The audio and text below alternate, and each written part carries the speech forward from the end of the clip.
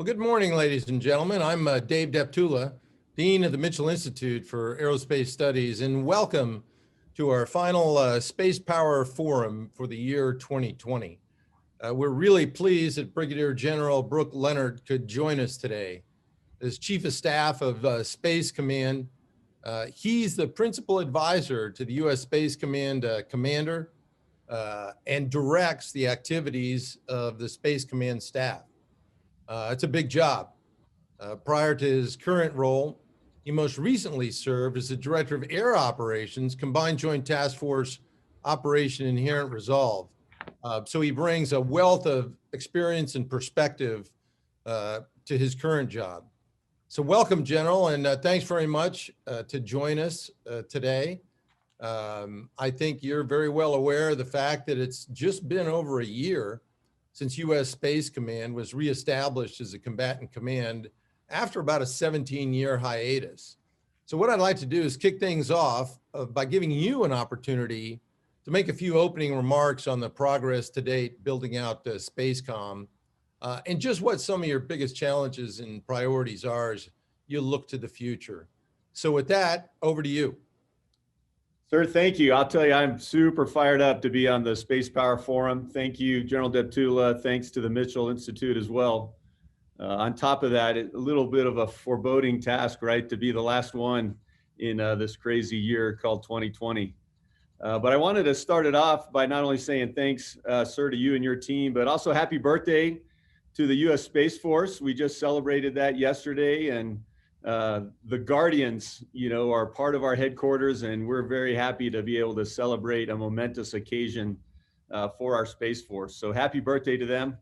We're a half year older, and so not that much far ahead of them, but it's awesome to see the focus that our nation has on increasing our space capabilities, not only our awareness, but what we're able to do across the breadth of the American life and way of lives. And so it's a really fun opportunity to be a part of this as the Chief of Staff.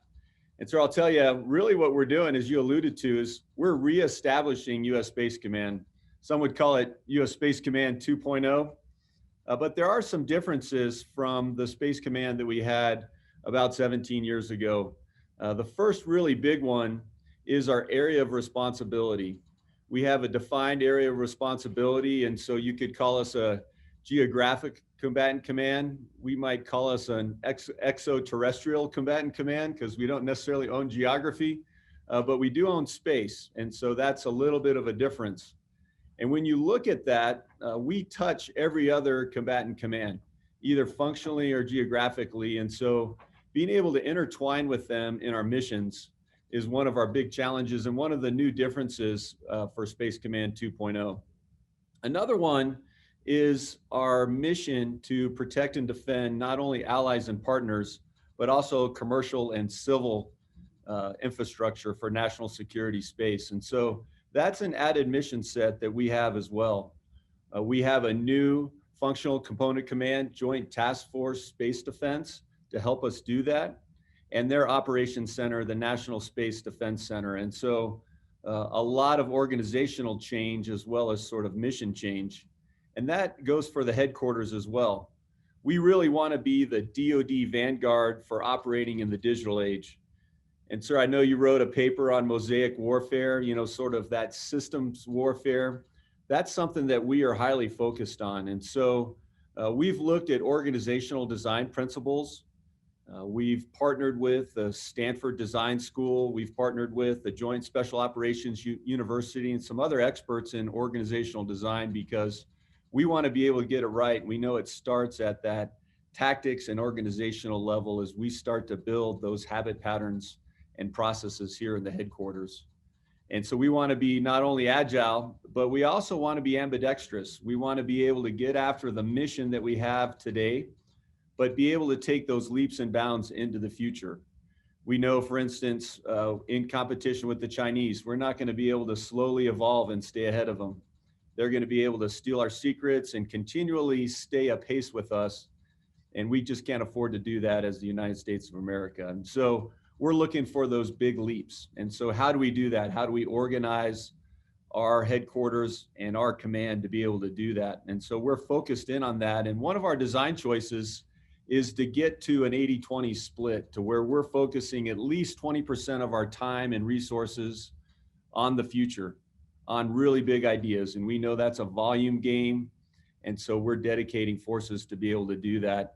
We also have to be able to establish credibility and familiarity. As I mentioned before, we need to work with daily each one of the other combatant commands, and also the civil sector, the commercial sector, and allies and partners. And so that's a big task of what we're trying to do. But to do that organizational design, as well as being focused on dedicating the resources on a very daily, tangible level, we're also looking at technology. And so how do we really take the technology that's out there and be able to pull in all source data, everything from unclass all the way up to the highest levels of secrecy that we have inside the United States, to be able to take all that data, combine it together, use machine learning, hopefully artificial intelligence someday, be able to weave that in with human emulation, and then be able to get that information out in a very tailorable way to be able to execute mission command at speed. And so we want to develop that technology. And unlike maybe how some other organizations have done in the past, where you take technology and you sort of wrap it around your organization and you try to do somewhat better that way, we're looking at developing the technology and then cyborging our organization on top of that technology. And so it's a little bit different with our organizational design process on how we're going to do it. But we think that will get after the mission that we have that much better and that much faster. There's also some things that we're continuing to do. And so as we came out of being a component to Strategic Command and into a full-blown U.S. Space Command, we still have our mission to be able to deliver space effects across the joint forces and to enable them to be better. And so that's going at pace. We never slow down at all. In fact, we're continuing to increase because we're evolving from more of a central command focus into a near-peer competition and conflict daily focus. And so as we deliver those effects, we're delivering those effects to competition from a worldwide perspective, rather than maybe our typical, or at least our past focus on the Middle East. And so that's something that's slightly new, even though it's something that we've had our functional component in the Combined Forces Space component focused on daily, and we'll never let our eye off that ball for sure. And then we have sort of some future missions that we're preparing for: our global satellite communications manager mission and our global sensor mission, and how that plays into missile warning and missile defense. And so we're working very closely with NORAD NORTHCOM as well as Strategic Command to be able to do that right and really make the most efficient use out of many of our sensors that do a lot of the same things, and there's a lot of overlap there. Some other new things that have come late, and again, the timeliness of our focus on Space Command and Space Force couldn't be better. You can see what our adversaries have been doing in space. A lot of activity in terms of taking what is a peaceful domain, a domain that is critical to our way of life and offers a lot of sort of economic and commercial opportunities, and they've begun to weaponize it and turn it into a warfighting domain. And so we've seen those activities. Again, they understand our capabilities in space and they're looking to deny those. And at the same time, they're trying to build their connectivity between their space capabilities and their other domain capabilities as well. And so lots of activity on that front as well, which again is a challenge and an opportunity, but something we're taking head on. And then we have the commercial and civil sector, which is just booming. I mean, it's just been amazing to watch SpaceX and NASA's launching Americans from American soil up to the International Space Station and recovering them. We see activities across the board from Virgin Galactic, Blue Origin, Starlink, the Artemis project that's coming on board. We see the Japanese do some amazing things with asteroids. And so this space business is booming. And like we've seen across human history, as we develop this new capabilities and people start to venture out into their, there be dragons, if you will. In other words, we need to go there to provide a secure environment, a stable environment, and the capability to preserve the American way of life that's so intrinsically tied to our space capabilities. And so to do that, we're focused on a warfighting culture and organization. You know, that has everything to do with training and standards and daily how we look at our mission and the intensity that we look at it with and sort of the dailiness that we look at it with. To do that, we've stood up our components. So we have every service component except for the Air Force, but we're working diligently on that. The Air Force is going through a design process as well to accelerate change or lose, as General Brown would say. And so we're working with them to understand and to appropriately construct an Air Force component. But we do have components from all the other services, and it's been wonderful to see the capabilities that the other services bring, not only in warfighting, which I think is sort of the obvious answer, but also in space. And I've been very impressed to see, having grown out of a Air Force culture and seen the Space Force from an Air Force perspective and grow out of that, knowing full well what capabilities they bring. It's been wonderful to see the space capabilities and expertise that not only the Army brings, but also the Navy and the Marine Corps. And so being part of a joint warfighting headquarters, it's been incredible to see that from really the warfighting perspective, but also the space expertise perspective. And then on the partners and commercial integration side, I'll tell you one of the big highlights, but one of the missionaries that we continue to focus on is the human spaceflight support. And so those launches up to the International Space Station that I referred to earlier, those were supported by a joint force around the world, ready at a moment's notice to be able to recover those astronauts in case anything went wrong. NASA and SpaceX were responsible for the normal recoveries, and I'm glad it happened that way. Our forces didn't need to get used, but that's a booming business, and we'll need to continue to grow out that mission. And so we're focused on that. But that shows you the amount of integration that we need, not only with partners, but also on the commercial civil side as well. And then definitely something that's important to mention is the intelligence support in the intelligence community. So everything from organizationally, we've brought on our national agency reps. And so we have a personal integration from a liaison perspective, but we're starting to stitch together our processes and our capabilities. And so it's been wonderful to see the expertise that they bring to the field, but also the reliance that they have on space, in particular operations intelligence, which had subsided in the 17 years where Space Command was not in existence.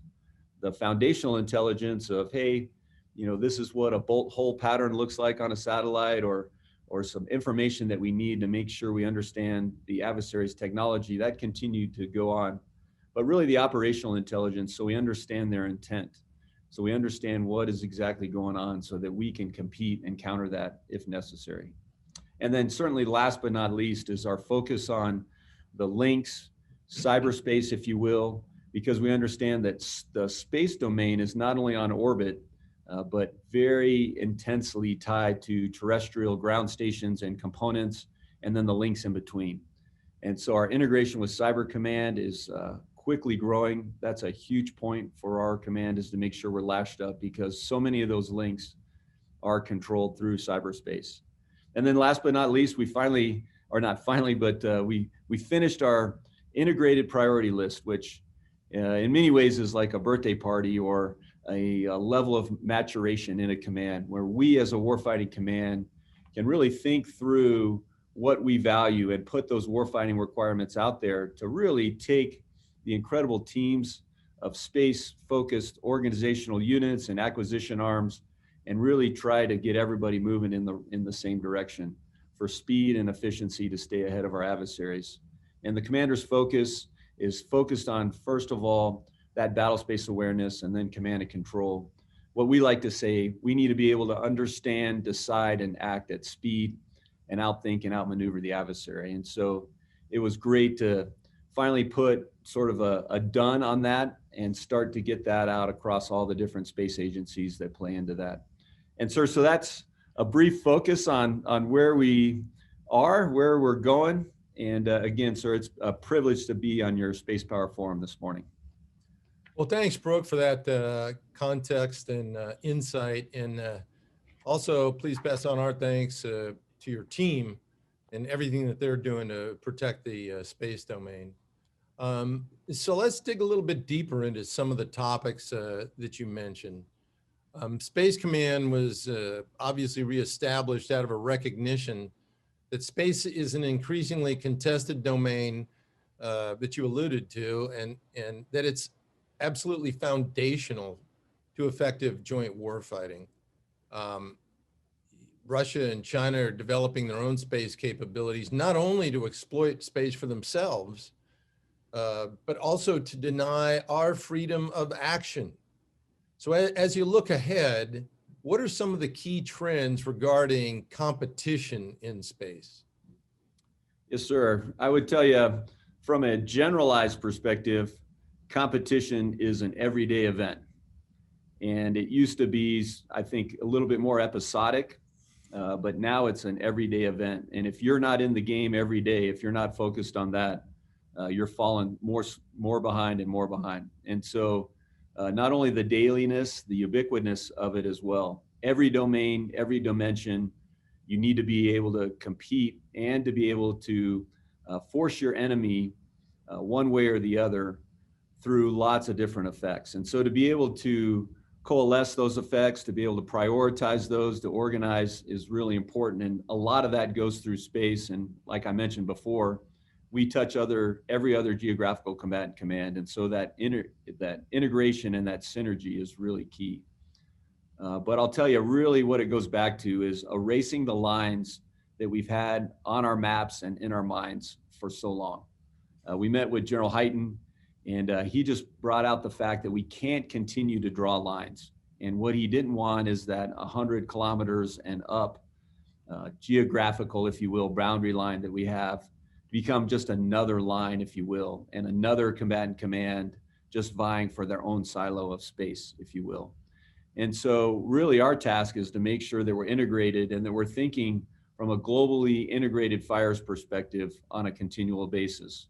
And the fact that competition isn't a subset that's just all off by its lonesome, kind of in its separate phase, if you will. So, hey, we're gonna compete, and then we're gonna transition to preparing for war, and then we're gonna transition to conflict, and then we might have a contingency operation, a la COVID or a hurricane, but all those really intertwine. And so it's this continuous sort of mixture of competition, contingency operations, and conflict all at the same time. And so to be aware that you're in that environment makes a difference. But the other piece of that is understanding the fact that because of that, really this traditional way of looking at warfare where you have these phases that you incrementally ratchet up through and you finally get to, hey, bullets are flying now. That's really not the way it's going to play out. And the timing of that is going to be different across the domains and the dimensions of the conflict or of the competition that you're in. And so understanding that we might have a different timing, in other words, we might need to go first in space, we might need to be able to survive and take a punch in space to then be able to enable another domain or another dimension to compete or to actually fight more effectively. And so working through that timing and phasing and where does space fit into that has been really important. Specifically, what we've seen is that in the competition, as it sort of fades into conflict, really cyber command, cyberspace, if you will, space command, and a lot of our gray forces, whether it be undersea or our special operations forces, form a synergy that really allows us to set the battle space to ratchet up our competition or to set ourselves to win before we even fight. And so our focus is really how do we think about the fact that competition and staying in the game and doing so in a way that we can easily pivot, but yet at the same time show strength is key to winning without fighting. And obviously that's the intent of any military organization. And so we feel like we have a key role in that. And so developing the organization and the processes and the capabilities to do that is key for us, particularly in this digital age. Hey, thanks very much for that thoughtful answer. I'd really like to underline a couple of things that you said there. One is the fact that we've got to move away from this last century kind of linear approach to phasing that has been the foundation of joint doctrine for far too long. And then the second one, if I could take what you said and perhaps change it a little bit in terms of context, and that's moving away from simply the services and the service components to joint combatant commands, from simply interoperability more toward interdependency, which acknowledges everybody's unique capabilities, but does so in a much, much more integrated fashion than we have before by just simply, coordinating with one another, as opposed to integrating the capabilities that each of the service components provide. Is that a fair summary of what you said? Yes, sir, absolutely. And to take it back to our fighter pilot days, it's like air combat maneuvering, but at a very large scale. And we call that dynamic operational mutual support. In other words, what is the fighter, or, in this analogy, what is the combatant command or the domain or the capability in best position to employ? And that employment is everything from a competition level employment, like a strategic message, all the way up to a conflict level employment, which would be some sort of kinetic operation, or everything in between. And so now, as you're in this swirling fight, who's in the best position to fire? We're in mutual support of each other. We're aware of what each other's doing. We have rule sets in place to know how to do that. And so how do you do that at a very large scale operational level? And that's exactly what we're focused on.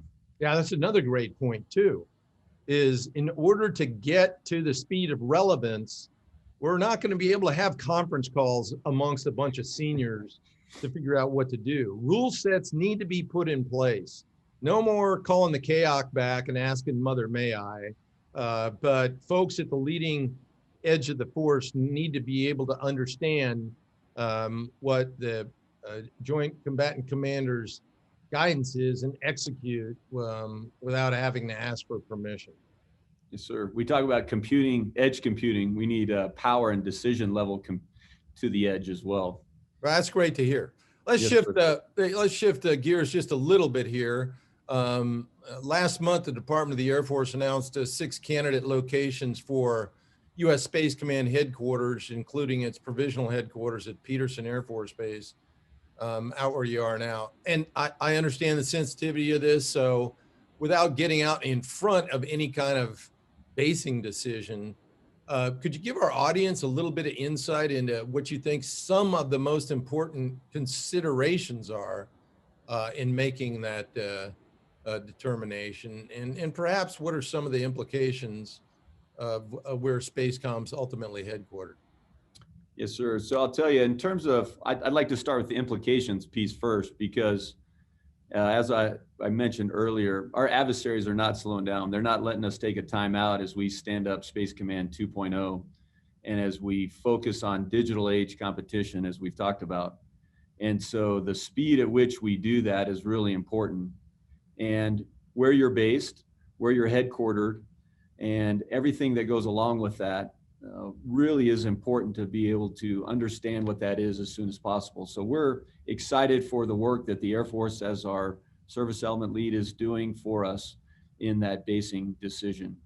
We have a provisional headquarters decision, which has helped out a lot. And so as we build our command, that's moving people to where they need to be. That's hiring folks into the slots to be able to execute the missions that we need them to execute. And so having that out there is really important to us as we do that at pace. In fact, we've accelerated our hiring and manning process. We're looking forward to accelerating that even more.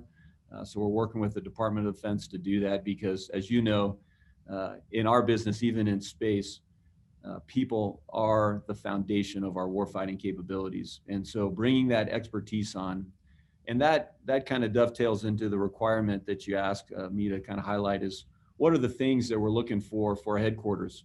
Well, first and foremost, we're looking for a place where we can have and grow incredibly smart joint space warfighters.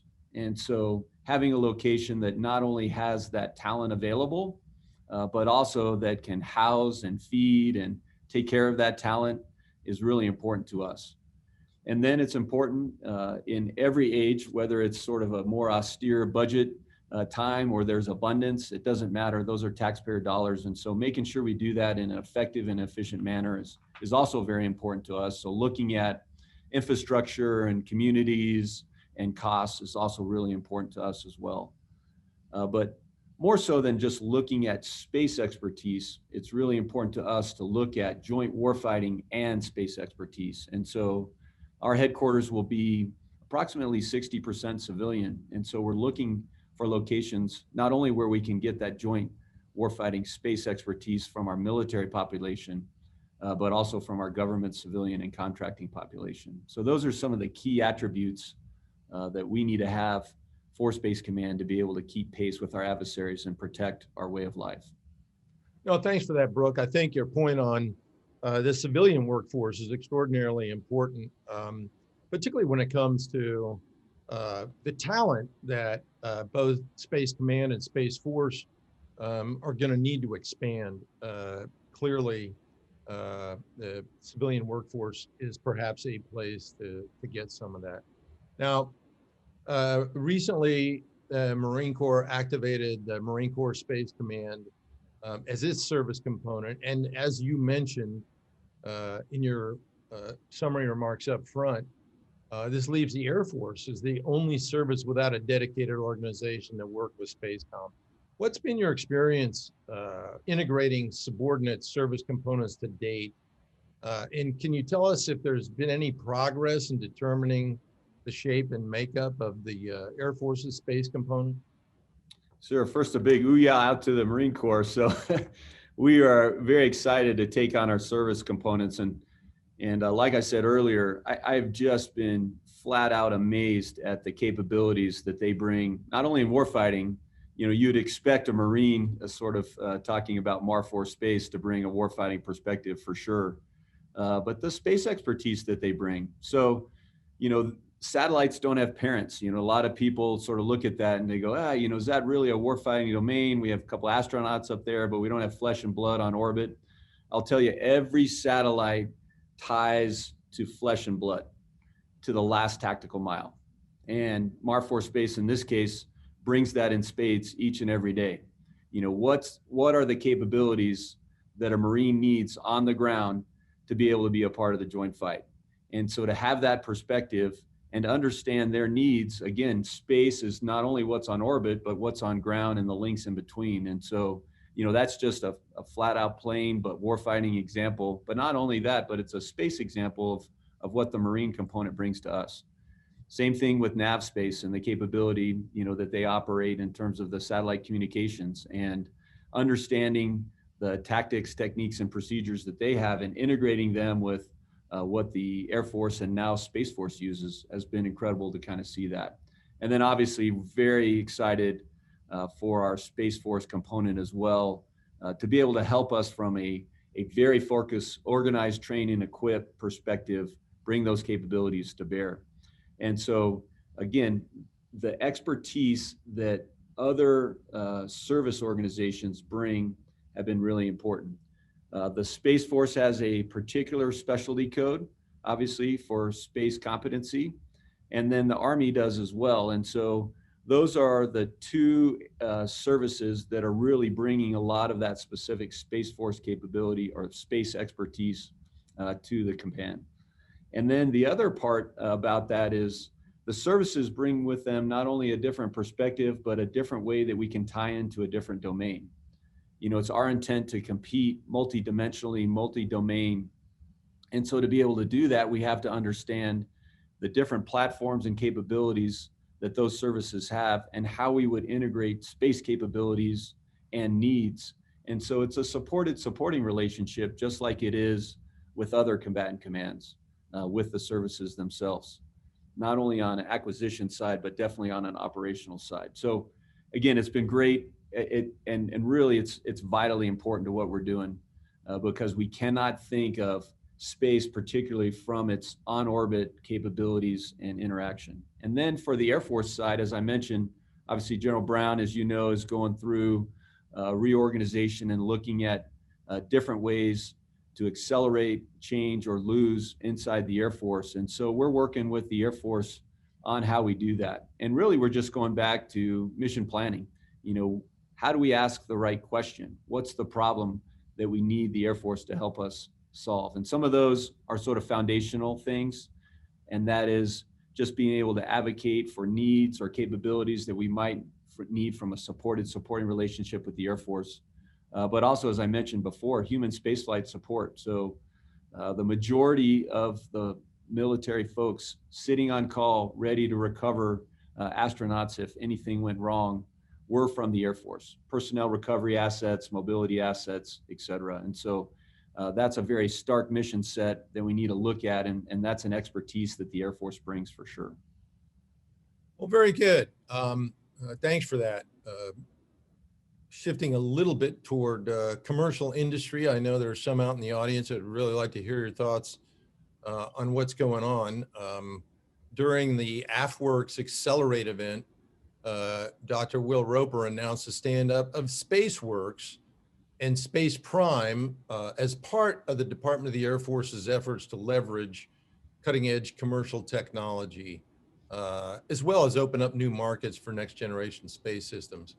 Could you speak a bit to your efforts in partnering with the commercial industry as you plan or chart the plans ahead for Spacecom?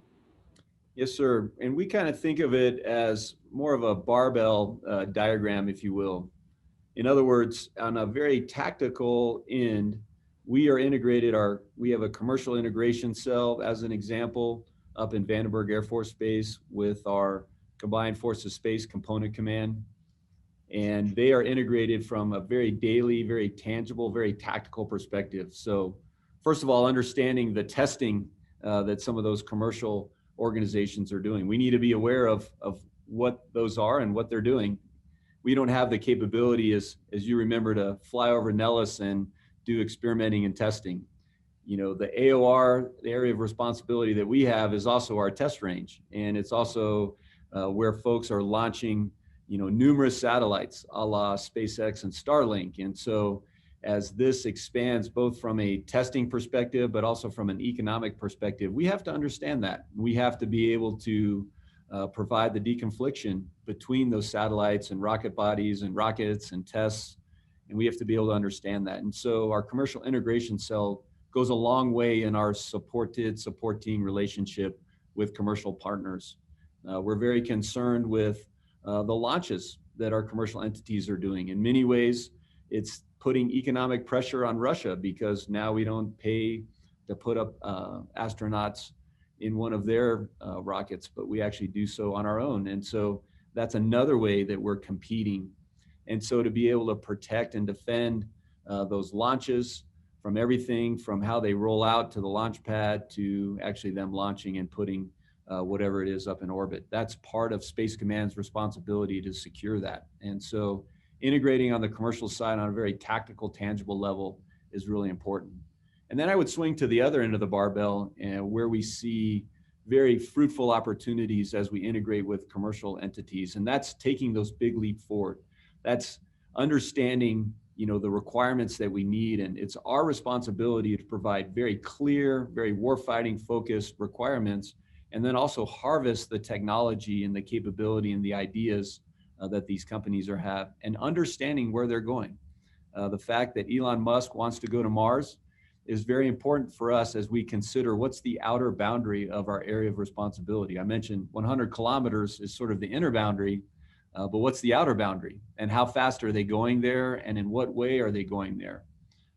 China going to the moon and mining moon rocks and bringing them back. That's very interesting to us because that expands our thoughts, and that forces us to be able to think through how we would secure that environment for the Artemis program as we go back to the moon as well. And so tying in with that commercial civil piece, from both how we handle the daily operations and secure those, all the way up to how we together hold hands and make these giant leaps to keep American dominance in the space domain, to be able to protect the American way of life, is key to us. And so your standard exchange of liaison officers and operations centers and pulling them into our headquarters, but also spending a lot of time thinking and just really coming up with big ideas and testing those ideas out, drawing them into our exercises, drawing them into how we do our battle rhythm every day. And so as a headquarters, it's been really fun for me as the chief of staff to see commercial partners, allies, civil, you name it, as we integrate them into things that maybe, back when I was a little bit younger, would only be folks in uniforms like this taking part in. But now we see folks from all kinds of walks and ways of life. And that integration is key to how we go forward and continue to compete against our adversaries. No, that's very good. It's also a good segue to talking about cooperation with our allies. Spacecom's repeatedly emphasized that greater cooperation with America's partners in space is absolutely critical. The Combined Force Space Component Command, through activities such as Operation Olympic Defender, is a focal point of building such international partnerships. Could you talk a little bit about some of the inroads that you've made toward better working with our allies in space, and how you're approaching some of the hurdles to greater cooperation, like the very heavily classified nature of U.S. space operations? Yes, sir. So just again, on a very tactical basis, you mentioned Operation Olympic Defender. So that's our competition every day in space with our allies and partners. So it's ongoing right now. We take it very seriously. But really our focus on allies and partners, space is a team event. I mentioned sort of the United States focus, right? Commercial, civil integration, like we talked about in the last question. And now as we pivot to allies and partners, again, allies and partners and commercial allies and partners and civil allies and partners. So not only thinking about other allies and partners, militaries, thinking about other allies and partners, commercial and civil organizations. Now, we don't directly link up with those, but encouraging our allies and partners to integrate themselves and then take that integration and integrate it with us. Think of it as multi-bilateralism. It's really important for us to stitch together a team like that. So that's one thing. The other thing is developing. So not only learning from our allies and partners and their capabilities, but also leveraging those, and not just becoming integrated, but having interoperability. That 100 kilometers and up is around the entire globe. And so having friends around the world with capabilities to be able to see into space and to be able to command and control assets in space is critical to us. And then it also knits together a wider web that I think in many ways deters our adversaries, because an attack on one would have to be an attack on all to really start to impact our capabilities. And so that's important. There's a redundancy and a resiliency piece as well. And we see that in the competition space with our messaging against Iran and Russia. Particularly, we saw a lot of different allies in the European theater come on board with that, and the effectiveness of having a larger coalition all kind of crying out with one voice at really what we see as a say-do gap between what Russia is saying and doing in space has been incredibly powerful. And so to be able to continue to promote the peaceful development of space, which is in the interest of everyone really on our globe, it's important to have those friends to do that. And so to bring them along, to be able to learn from them is really important. I mentioned before the integration of sort of commercial civil into our exercises.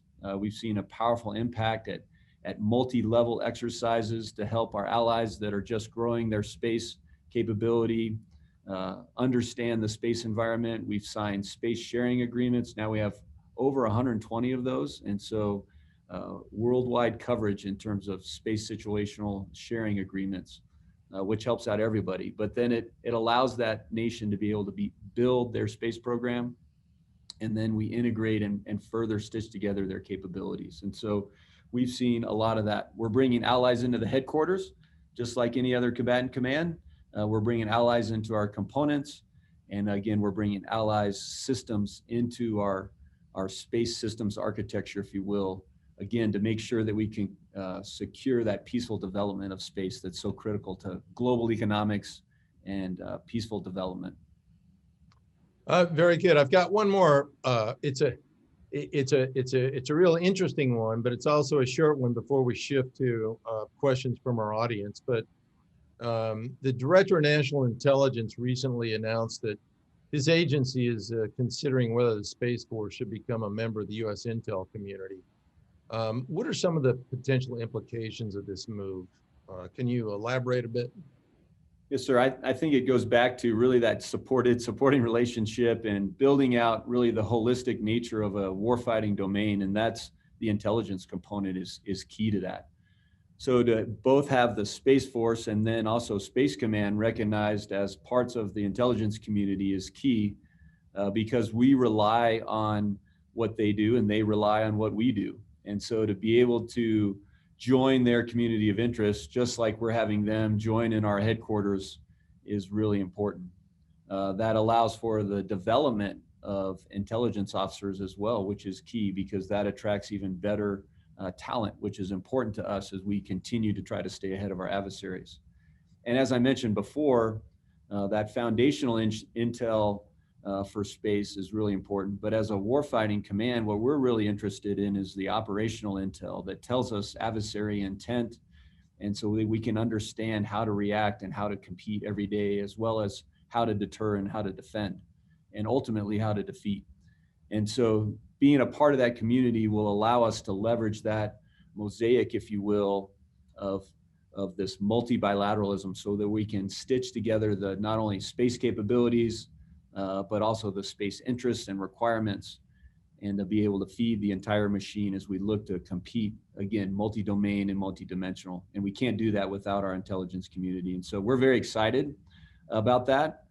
We've already seen sort of the tactical level advantages of that inside of our headquarters, and we're starting to see the very strategic and process and organizational advantages.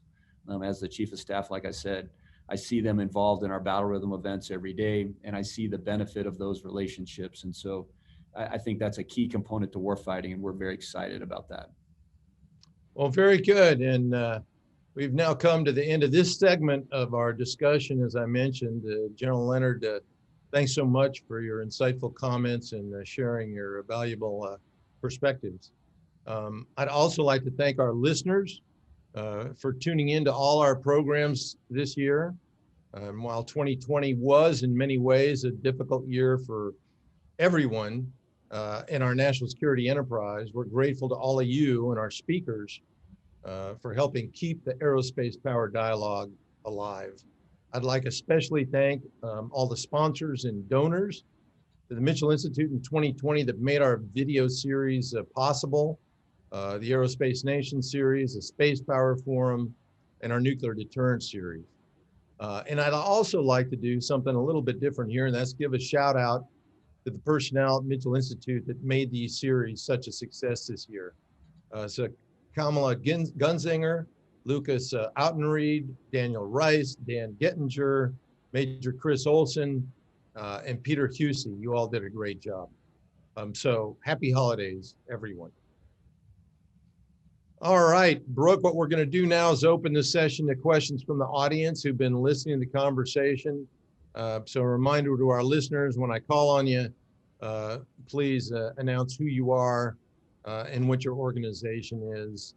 And we'll turn first to Teresa Hitchens. Teresa. Hi, this is Teresa Hitchens with Breaking Defense. Thanks for doing this during Christmas week. My question is about how you're setting requirements priorities and what the balance is between requirements for resiliency of current systems, legacy systems, and current space systems and capabilities, vice requirements for new things as you look at future missions. You just mentioned, for example, the need to consider what's happening in the commercial domain, pushing out beyond cislunar space. How are you looking at that balance, and can you kind of talk about how you make those decisions? Teresa, thanks for that question. And I will tell you that really everything comes back to closing the kill chain more rapidly than your enemy. And to walk that back a little bit, if you can do that, hopefully you don't have to do that. And so we look at everything inside the idea that we need to be able to understand, we need to be able to decide, and we need to be able to act quicker than the adversary. And at the same time, we need to be able to slow down the adversary's capability to understand, decide, and act. And so we look at capabilities that enable that. Our first requirement, our first priority, if you will, from our commander is battle space awareness. So that's that understand piece. And then command and control, which is that decide piece. And then developing the capabilities that will allow us to act responsibly and safely in space is that third piece, if you will. And so that's kind of our strategic look at how we determine those priorities. And then to your point, in terms of how do we focus on sort of the near term and resiliency, and then maybe the long term, I would tell you that we look at resiliency from both a short and long-term perspective. We think the capability to be able to stay in the fight, to be able to take an attack, but be able to keep on operating is really important, because that buys the joint force and our national command authorities and our civilian leaders the opportunity to be able to figure out what's going on and contemplate our response. And so the more time that we give them, the more resilient we have in individual systems, but also creating a system of systems that allows us to have multiple nodes also builds resiliency. And so we think of resiliency as something that's important in the short term right now, as well as the long term. And we think of resiliency from a hardening individual sort of things, as well as building a wider web, a multi-nodal web that can take a hit in one particular spot, but continue to operate along multiple paths. And then in comparison with some of the newer technologies, it's very important for us, like I mentioned before, we can't sort of just evolve in the space realm and stay ahead of peer competitors like Russia and China. We have to be able to take those really revolutionary bounds. And so we are very focused on the idea development, the thought process, the problem solving work that needs to be done, and then the testing and the experimentation to be able to take those big leaps. I mentioned before, we sort of dedicated ourselves in one of our design choices to have an 80-20 split. That doesn't necessarily equate to we're gonna spend 80% of our money on resiliency and 20% on the future, but that's really time and resources, and the fact that we need to continuously invest in what normal corporations would call research and development. And as you mentioned, that's sort of our new stuff perspective, if you will. And then not only do we need to have new things to be able to counter what the enemy's doing, as you mentioned, we need to be able to have new things to be able to go where our nation is going, to the moon, to Mars, to different orbits. And so that's very much an important thing that we do. And so I would tell you that both of those things are important, because we have to be ready here and now for competition, but we also have to make sure that we're ahead of a near peer adversary where we continue to be able to provide that security, but then also to deter. And so we need to have that capability to go faster. And so that's kind of how we look at it. And then the return on investment is the other piece. When we look at our requirements, we not only put the requirements out there, but we're developing a very robust program to assess those requirements. So is the program that we're advocating for going in the right direction, and holding the services accountable with not only producing that requirement, but also connecting to that requirement is really important to us, to where we can actually take what's on orbit and translate that into an advantage in the last tactical mile. And so I hope that answers your question on how we look at both resiliency and new capability in space. Thank you. Okay, Sandra Irwin. Hi, good morning. Thanks, Dave, and thank you, General Leonard. Just had a simple question about the current size of the U.S. Space Command headquarters. How many people do you currently have, and do you have a breakdown of how many Army, Navy, Air Force, Space Force breakdown? Thanks. Sandra, thank you, and good morning to you as well. And thanks for the simple question. So it's actually a little bit more complicated than that, but just to answer your specific question, we are authorized 1397 in terms of headquarters strength. that doesn't include liaison officers, allies, and partners. So it'll be a little bit bigger than that as programmed right now. We are looking at how we make that a little bit smaller because we want to be agile and what I call ambidextrous, to be able to pursue not only the here and now to build credibility to the other combatant commands, but make those revolutionary leaps forward. And so we are looking at our total in strength right now, but we are authorized 1397. And that's a fairly even breakdown between the services. And that would surprise most folks, particularly as they look at the Space Force and Space Command. There's a lot of confusion in how we relate, but it's a really unique relationship. But as I mentioned before, as a joint combatant command, we're very interested in space and warfighting. And it's also been very amazing to see the capabilities in space that the other services bring.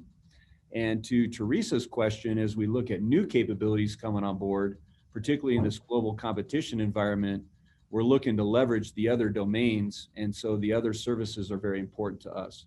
But to answer your basic question, it's essentially a 1/5 kind of breakdown between each one of the services, with a little bit smaller component in the Marines, just based on their overall size and in strength. But we pretty much have a breakdown between each one of the services, kind of a fair share between each one of them. And just to clarify, the 1397, is that your current, you said that's the authorized, but is that currently what you have, or is that the end goal? No, I wish we had that many. Right now, we're at 597 as of last week. And so we're building out our headquarters. We are able to do what the nation needs us to do, but to stay ahead of our enemies, we're going to need to continue to build out to, like I said, whatever that full strength ends up being. 1397 is authorized, but again, we're looking at how we can make that a little bit more agile and ambidextrous. Thank you very much, and happy holidays to everyone. Thanks, Sandra. Thank How you. about we turn now to Mr. Frank Wolf?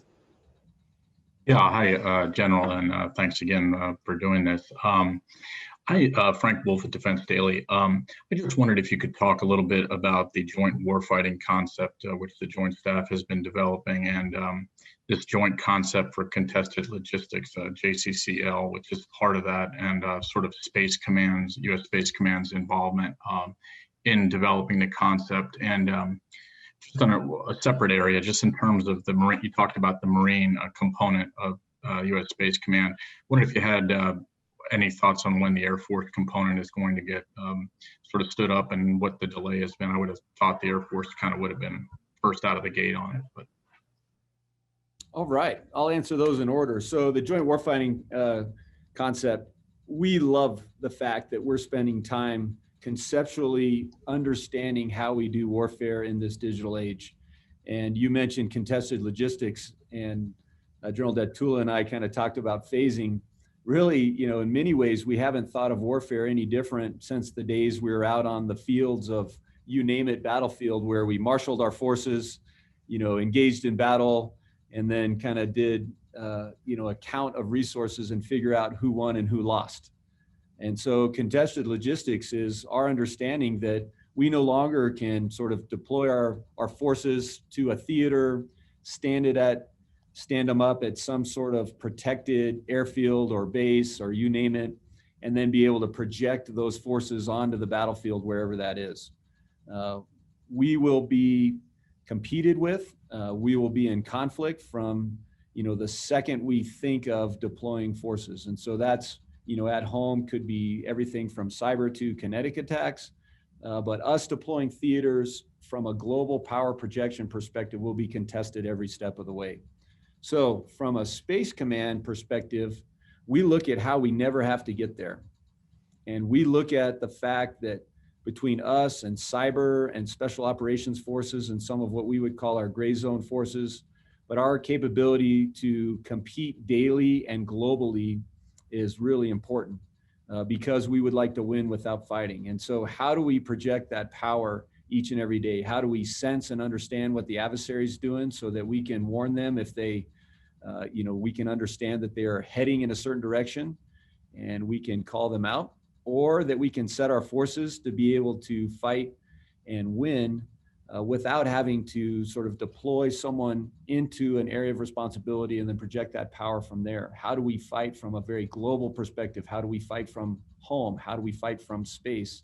And really, how do we compete in each one of those areas? Because we'd like to do that before we sort of have to marshal all our forces and gather them together, because really the capability to do that and operate from sanctuary is no longer there. And so we're very excited for the thinking that's going on. In many ways, it's a joint warfighting conflict concept, and there's more work to be done on the joint warfighting concept for competition. And what we'd really like to see is a joint warfighting concept that integrates competition, contingency, and conflict into sort of a complete concept that would allow us to operate across all of those three spheres without this being tied into phasing. The other piece that's important for us in phasing is that we really understand that we need to set the battle space way ahead of kinetic conflict, if you will. And so it's important to us to be able to operate at speed and with the ability to not only compete, but set the battle space. And so we're very excited about that. And then in terms of contested logistics, our cooperation in that is really, we tie logistics together. Although we don't necessarily move stuff, we tie all that together, whether it's precision navigation and timing or the communication that's enabled that. But into the future, we need to think about logistics in space. And so the lift capability, the reusability capability that we see coming into the market, rapid launch and replenishment on orbit. And then what happens if we have a colony on Mars and we have an outpost that we're responsible for? And so as we think through all those different variants of logistics, that becomes important to a space warfighting command as well. And then you asked about the Marines. And so very excited to have them as a component to our headquarters. And the Air Force, I wouldn't say there's been a delay. Really, the Air Force componency story was they gave us a component. They just call it the Space Force component. And they had to go back and then think through, what does the contribution from the Air Force from a supporting perspective look like in space? Very similar to when we pulled the Army Air Corps out of the Army and the Army understanding how they would do aviation at their level, at their service level, vice the Air Force doing aviation at its level. And so that takes a lot of time and work. I will tell you that the Air Force is working very diligently on that, and we're very excited about some of the options that we see in the planning phase right now. Thank you. General Leonard, one from the chat room, a very good question from Victoria Meralda. How do you advocate and gain funding for enterprise level requirements when programs tend to fund at the system level? So Victoria, thank you for that question. That's like teeing up a soft pitch for me to really emphasize what's so important for us. We talked a little bit earlier, I alluded to General Deptula's article on mosaic warfare. And then we talked a little bit about resiliency and Teresa's question.